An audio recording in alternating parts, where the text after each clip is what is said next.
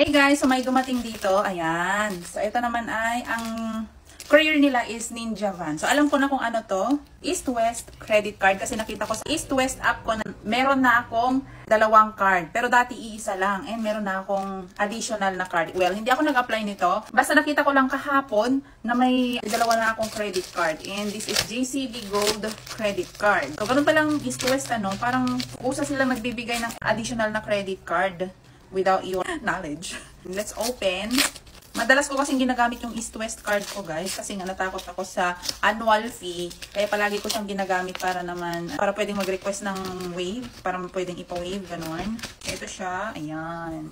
Kakapa-close ko pa lang nga ng RCBC JCB ko. Dahil nga sa annual fee, may annual fee kasi na 3.5 yun, so pina-close ko na. 3 years yun na free, tapos nag-start na siyang ng annual fee. Kaya pina-close ko na. Tapos ito naman, nagbigay ngayon ang East West ng JCB din na gold.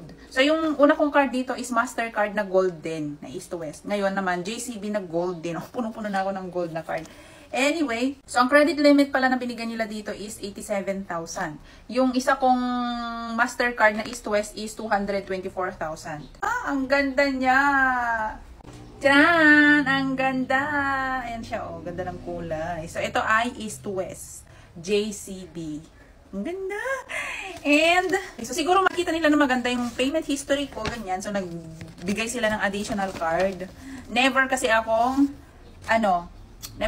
nag-miss ng payment. May na-late lang ako minsan. Late, grabe yung yung payment. Ang tawag nito, yung tawag doon, late payment fee.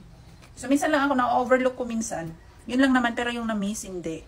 So, yun lang guys. And kung gusto nyo rin magkaroon ng credit card, mag-apply lang kayo online. Kasi lahat ito in-applyan ko online. Wala akong credit card na nag-apply ako mismo sa mga bank. Sa physical bank, ganun. Puro lang online.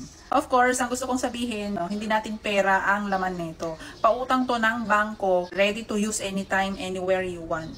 Ganon. And babayaran pa rin natin. So, ang pagkakaroon ng credit card ay hindi basta-basta kasi kapag ginamit nyo to at tapos na i-max out nyo at wala kayong pambayad, mae-estafa kayo lalo kung hindi nyo babayaran, makukulong kayo. Char, walang makukulong sa utang, ganyan. Pero, hindi na kayo magkakaroon ng credit card or magkaka-avail ng mga loan in the future kung panay kayo, hindi magbabayad ng utang. Kahit saan kayo mangutang, hindi na kayo pa-uutangin kung ganyan ang style nyo. So, yun lang naman guys. And marami po akong tutorial kung paano mag-apply ng credit card. Meron ako RCBC, Union Bank, Metro Bank, Bing, Bing, Bing. So, yun lang. Marami akong ganong tutorial sa aking YouTube channel if you wish to watch them. So, lagay ko na lang. Nandito pala sa aking bio yung YouTube channel ko. Ayan. Para sa mga first time na mag-apply pa lang ng mga credit card, ganyan. Meron din ako doon. Yung mga like walang trabaho, ganyan. Ako kasi nung first time ko mag-apply ng credit card, wala kasi akong trabaho. And alam mo naman yung mga credit card companies, kailangan nila, or requirement nila yung may trabaho, may stable income, ganyan. So, ayun. Nag-apply ako ng credit card kahit wala akong trabaho. At kung paano ako na-approve, doon, panoorin nyo na lang. So, yun lang guys. Thank you so much for watching. And if you like videos, maraming videos na ganito, follow me. Bye!